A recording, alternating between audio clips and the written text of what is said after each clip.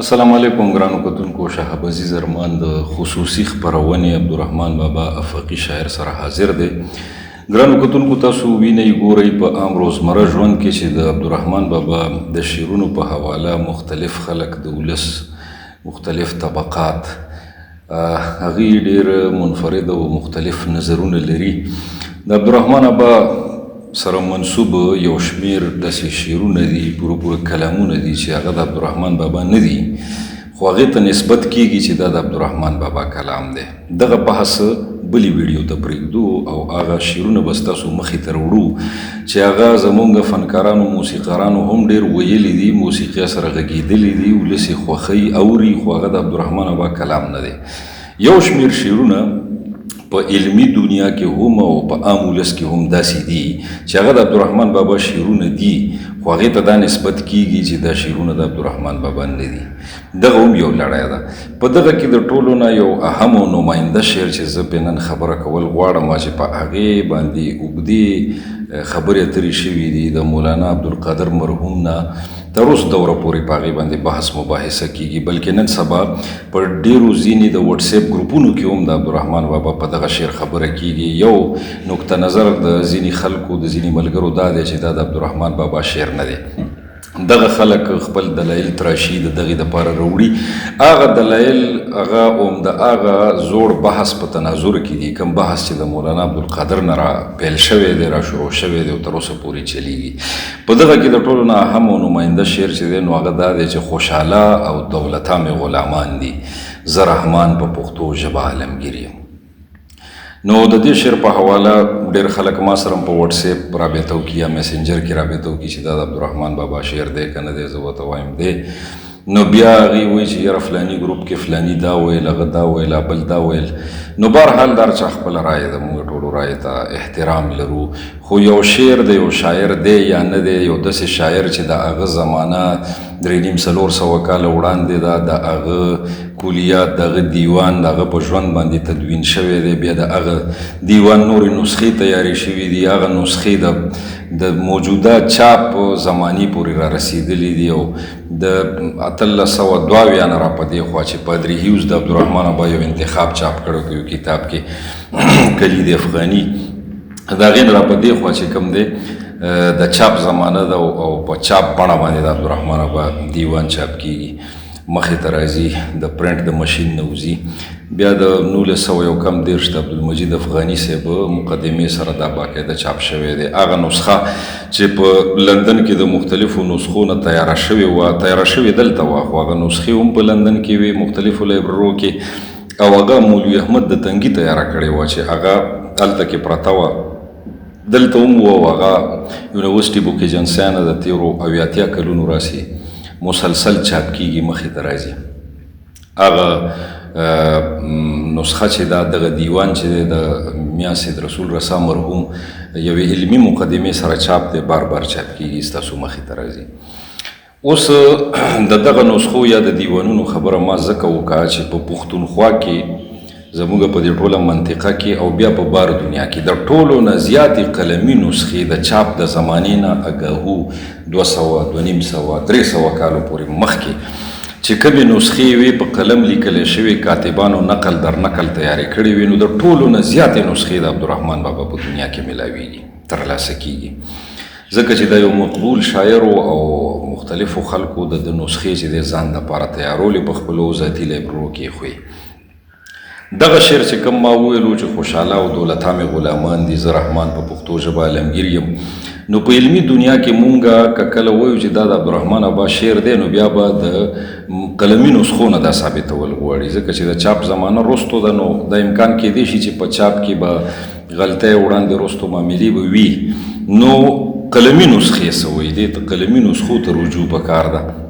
خو ځینې خلک د سره دلیل مني نه، هغه نه قلمي نسخه مني، هغه نه مستند دیوان مني، هغه نه بله کومه لاره مني، بس هغه خپله خبره باندې نښتې وي. نو خیر دغه زموږ ډیوټي هم نه ده، ذمهواري هم نه ده چې خامخا موږ د هغه نقطه نظر بدل کړو، د هغه نقطه نظر به نه بدلیږي. نو چې نه بدلیږي نو بس موږ ته خو ګناه نشته، موږ به ورته حقه خبره کوو چې څه زموږ په پوهه کې راغلي وي او څه زموږ د معلوماتو د عقل تر فهمه او تر حده پورې درست دی، نو هغه درسته خبره رسول زموږ کار دی.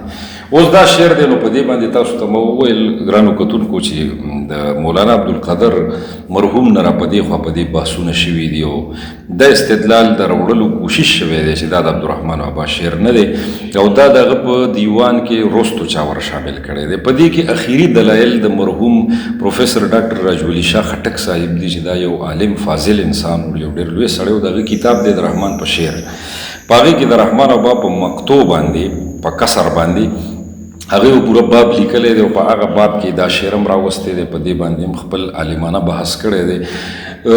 خټک صاحب بنیادي طور شپږ اعتراضات کړي دي په دې شعر باندې چې یاره دا شعر د عبدالرحمن بابا نه دی. لومبی اعتراض یې دا دی چې دلته کې خوشحاله او دولته ټکي راغلي نو د عبدالرحمن بابا د علاقې لهجه چې ده نو دلته کې خلک د اسم تصغیر په دغه باندې نومونه یو بل ته اخلي، لکه سلیم ته به خلک سلیمې وایي او دغسې به چې کوم دی نو کاشان ته به کاشانې وایي او دغسې نومونه به اخلي. نو وایي چې دا خوشحالۍ او دولتۍ په کار و، خوشحاله او دولته غلط دي. دویم اعتراض هغه دا کوي چې یاره په دې شعر کې د قبیلوي تعصب اثر ښکاري. نو رحمان بابا نه دا توقع نه کېږي د قبیلوي تعصب خبره پکې هغې کړې ده. بله خبره یې دا کړې ده چې یاره دلته کې په ځینو نسخو کې دلته چې عبدالرحمن بابا پښتو ژبه ویلې ده نو په ځینو نسخو کې پښتو شعر دی نو دغه هم یو فرق لري. دغه نکته یې راوړې ده. بله یو نکته یې دا راوړې ده چې یاره عالمګیر ټکی دلته کې څه معنی او مفهوم نه ورکوي. نو هغوی پکې د تصحیح کوشش کړی دی چې دلته د عالمګیر په ځای پښتوګیر یا پښتونګیر یا پښتونخواګیر په کار و.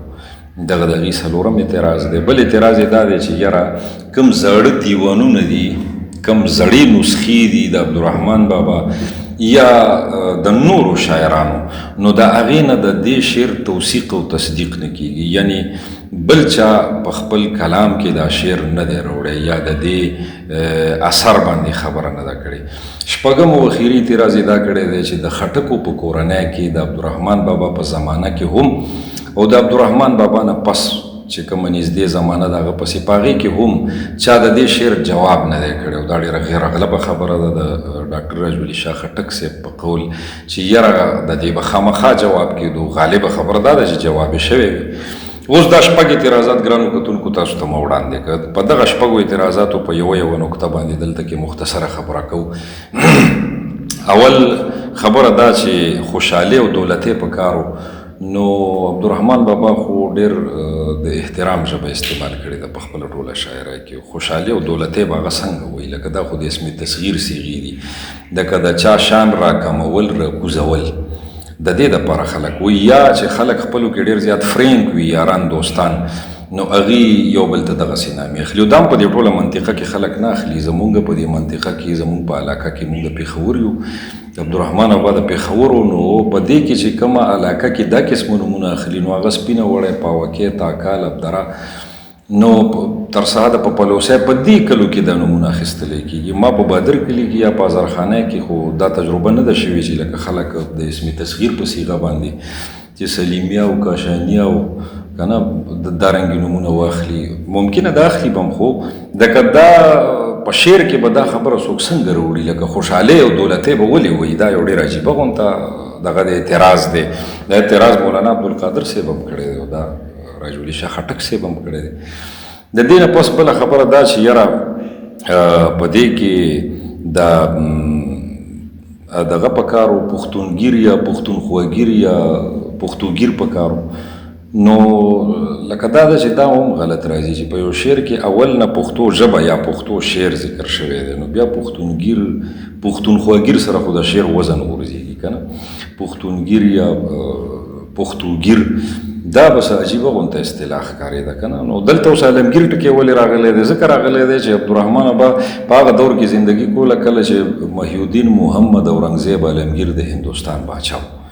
نو دا هغه د نامې په نسبت سره عبدالرحمن بابا دلته کې استغاري طور چې کوم دی ځان ته هغه د هند باچا دی نو دی ځان ته د پښتو شعر باچا وایي یا د پښتو ژبې باچا وایي. د هغه د نامې نه د استغارې په توګه باندې دغه ټکی د عالمګیر لفظ د مستعار راخلي. نو دلته کې دغه دویم اعتراض رفع کېږي. دریم اعتراض دا دی چې یاره کېدای شي د اعتراضاتو جوابات زه په هغه تسلسل کې نه وایم ځکه چې زما مخې ته اعتراضات خو شته خو ما ځان ته داسې 1 2 3 کې لیکلي نه دي. د هغې به بخښنه غواړم. یو اعتراض دغه چې یاره دلته کې د خوشحاله او دولتا ولې راغلي دي، نو دا علامه عبدالحی حبیبي مرحوم یوه مقاله لیکلې ده، تاسو ګرانو کتونکو هغه کتی شئ، د عبدالرحمن مومند یاد دا یو کتاب دی چې د زلمی هیوادمل صاحب په ترتیب باندې د افغانستان نه چاپ دی ډېر پخوا. په هغې کې چې د عبدالرحمن بابا سره متعلق ټولې مقالې دي، نو د علامه عبدالحی حبیبي په مقاله کې په دې شعر هم دا خبره شوې ده چې دا خوشحاله او دولتا دلته ولې راغلی دی. هغه وایي چې د چا نامې پسې الف زیاتول په فارسي مستعمل ترکیب کې د دې مقصد او مطلب دا وي چې هغه ته زه احترام لرم، لکه مها سړی، لوی سړی، عظیم سړی.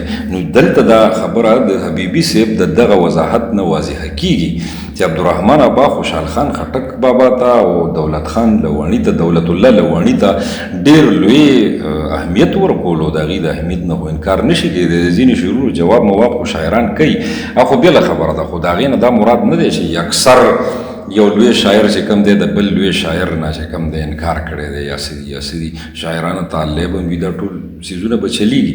بیا خټک صاحب یو دی اعتراض هم کړی چې یاره دا لکه هغې سره ما خبره هغه وخت کې ونه کړه، اوس را یاده شو. هغه وایي چې خوشحال خان او دولت خان پکارو، یا خوشحالي او دولتۍ پکارو، یا خوشحال خان او دولت خان پکارو.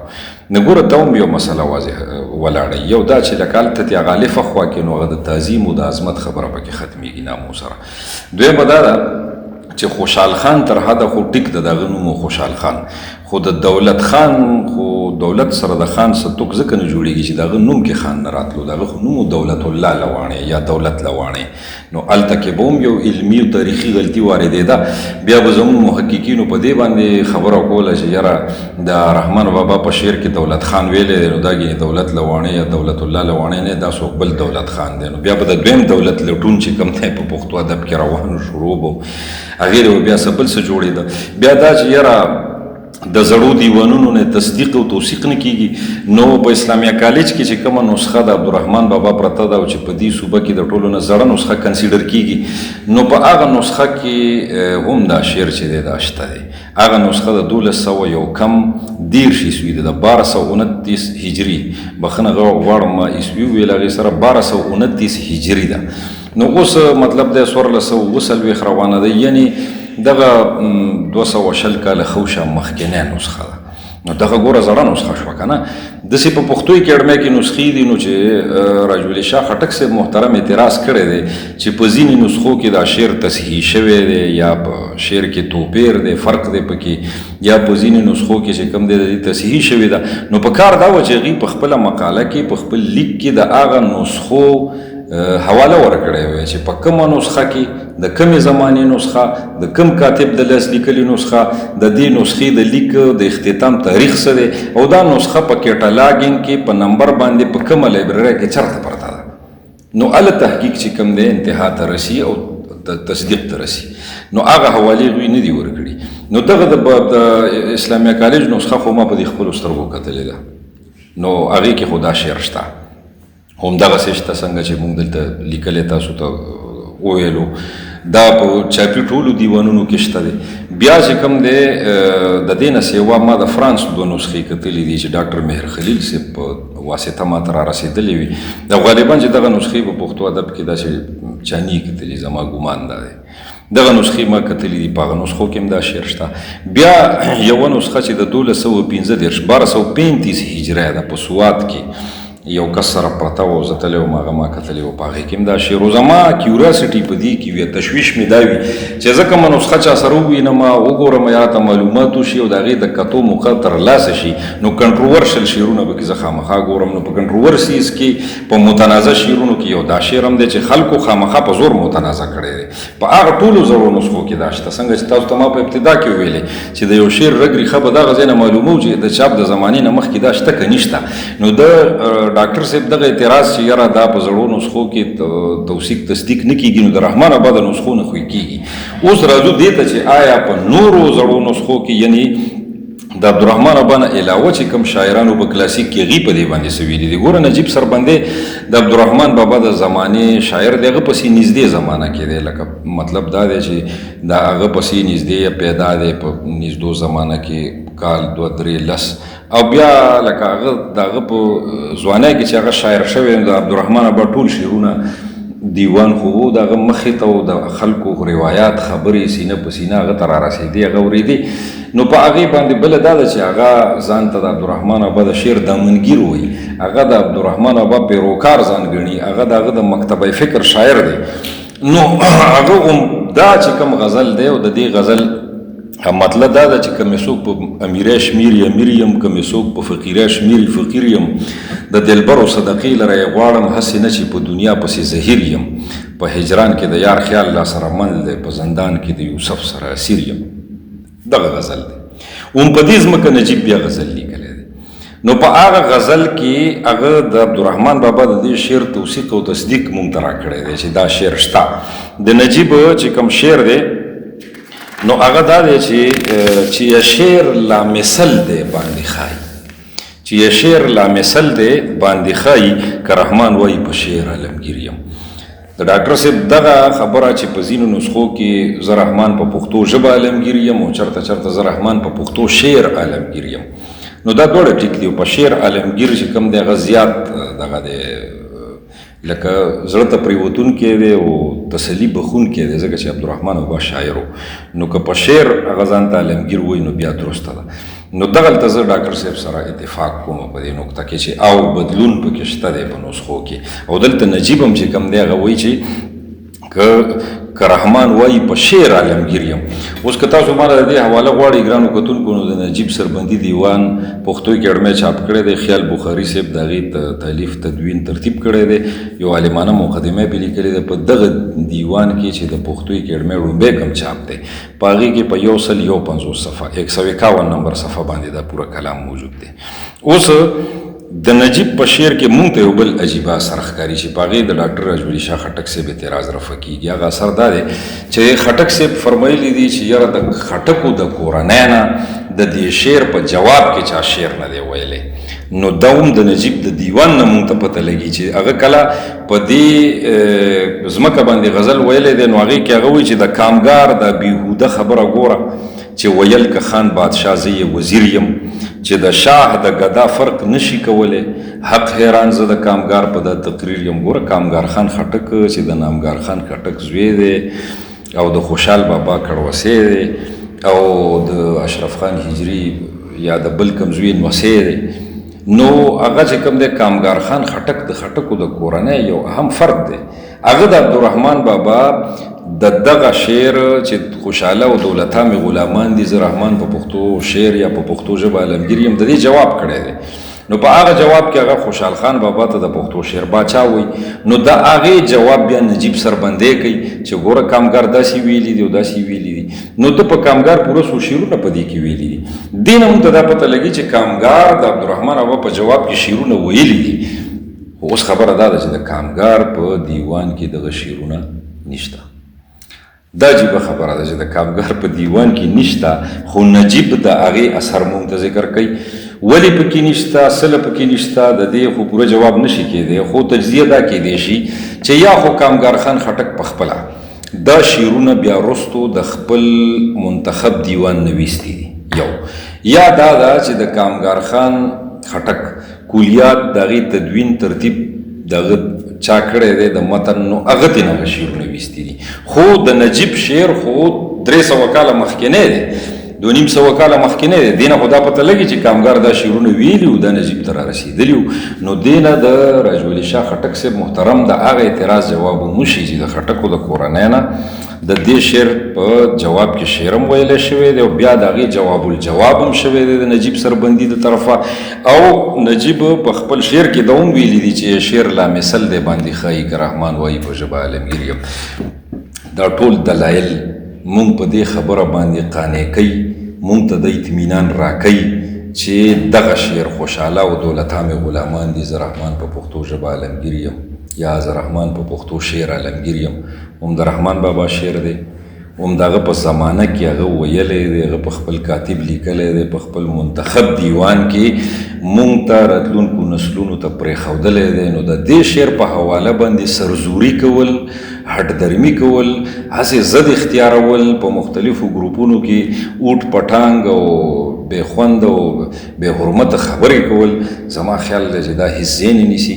پکار ده چې کوم دلایل به وړاندې کړو، که دې دلایلو سره د چا اختلاف وي نو یا بسم الله چې د هغوی دلایل زیات قانع کوونکي وي، زیات تسلي بخونکي وي، نو مونږ خو د علم نه د استفادې خلک یو، نو مونږ به هم په سر سترګو ومنو او په کوم ځای کې چې غلط یو نو د هغې د ځان به تصحیح وکړو او بیا به هم دا جرأت هم لرو چې لکه بیا دلته په میډیا باندې په کیمره ووایو چې وروره مونږ په دې ځای کې دا خبره تاسو ته کړې وه، دا دارنګې وه، مونږ په دې خبره کې غلط وو، په هغې باندې لحاظه معافي غواړو او دا خبره درسته دارنګ ده. خو مطلب دا دی چې صرف په نجي محفلونو کې په دې پسې ملنډې کول یا ګپ ته دې نه جوړول یا نخرې او ټوکې ویشتې کول، نو د دې څه ضرورت نه محسوسیږي او نه د دې څه ضرورت شته او نه د دې څه فایده شته. د کومو شعرونو باندې به چې راتلونکي وخت کې هم زه بحث کوم نو هغه به هم د علمي دنیا نه څنګه چې ما دا راواخیستو، د علمي دنیا اعتراضات، بیا په هغې جوابات تاسو ته ما ذکر کړ. ما د دې جواب لیکلی کړی دی، دا زما د پی ایچ ډي مقاله کې هم شته او دا امیل رحمان بابا نمبر 2014 چې کومه رساله چاپ ده، رحمان بابا نمبر خصوصي، په هغې کې هم دا مقاله شته دی، په تفصیل سره شته دی، تاسو یې ملاحظه کولی شئ، تاسو یې کتلی شئ. زمونږ پیج شهاب عزیز ارمان افیشل او زمونږ یوټیوب چینل شهاب عزیز ارمان دا سبسکرایب کوي، دا فالو کوي. زمونږ تاسو ته دغه درخواست دی ګرانو کتونکو چې زمونږ دا نوی پیج دا سبسکرایب کوي او شیر خامخا یوې ویډیو له ورکوئ چې زمونږ غږ نورو خلکو ته هم ورسي او د عبدالرحمن بابا په حواله چې کوم مسلیډینګ انفارمیشن دي، کومې غلط فهمۍ دي، مس انډرسټینډینګز دي، یا د هغه شعرونو سره کومې افسانې تړلي دي، هغې باندې به وخت په وخت مونږ خبره کوو. هغه به تاسو مخې ته راولو. د ځان ډېر خیال ساتئ. د الله په امان.